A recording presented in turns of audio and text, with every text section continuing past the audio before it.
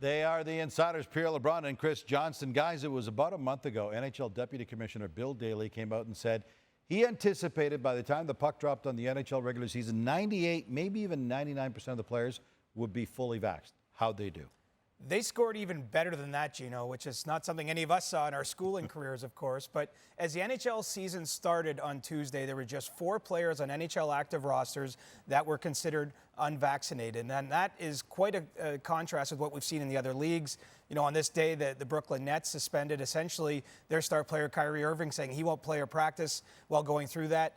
You know, 2 of the players that we know are unvaccinated in the NHL are Mackenzie Blackwood of the Devils, who told reporters over the weekends that he thinks he'll likely get a shot at some point in the next few weeks. Another holdout is Tyler Bertuzzi of the Detroit Red Wings, and you know it doesn't remain clear if he'll get it, but needless to say, we're already very, very close to 100%, and there is a chance we get there before the end of this season. That's encouraging. And as the puck drops on the regular season, there's a number of NHL franchises that look to be setting new courses, making for some interesting names potentially become available on the trade market? Yeah, keep an eye on the Chicago Blackhawks. They have a surplus at center, and the name that's retaining attention around the league is Dylan Strome. There's some teams kicking tires on him, and I think there's a chance that he moves here over the next week or two. The Hawks, of course, got Jonathan Toews back this year, and we wish him well, by the way, this year after a year off taking care of his health. Kirby Dach is healthy. Of course, they traded for Tyler Johnson from Tampa, so they got too many bodies. And so Dylan Strome is the guy I think they've earmarked to potentially move, and I think that could happen here you know, in the short term. Remember, 3rd overall pick in 2015, how time flies, Dylan Strome. Speaking of early picks, are the Rangers about to potentially part ways with a former first rounder of theirs? Yeah, there's a good chance of that. And the first rounder is Vitali Kravtsov, who started his season by being suspended. He didn't report to AHL Hartford for assignment after being designated there by the Rangers, and now his agent, Dan Milstein, has been given permission to go around the league, try to find some interest from other teams, bring them to the negotiating table to try to complete a deal here for the 9th overall pick from 2018. Now, acquisition costs, I think, Gino, will be an important question here, and there is some precedent. You know, Elias Anderson, a 7th overall pick by the Rangers, was traded last October for the 60th overall selection from LA, and so if it's a sort of bargain-type acquisition like that, I could see this move happening quite quickly.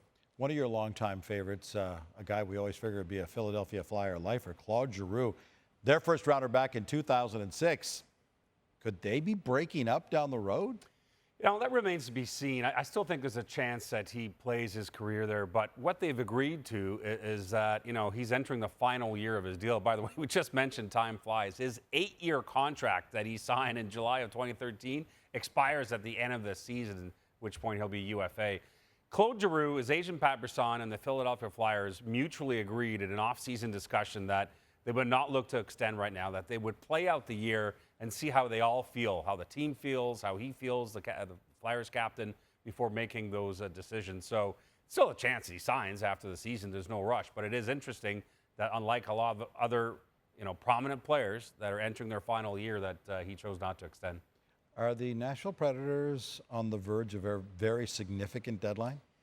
Well, you know, we mentioned this last week that Mattias Ekholm and his camp, led by agent Kurt Overhard, have put some pressure on the Predators, that they said once the puck drops on their season, which is Thursday night, by the way, for Nashville, that they wouldn't be continuing negotiations for the pending UFA defenseman.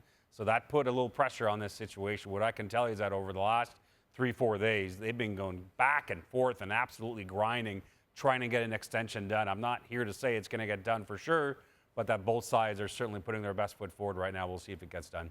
And there it is. The puck drops on our NHL regular season edition of Insider Trading with Chris Johnston and Pierre LeBrun.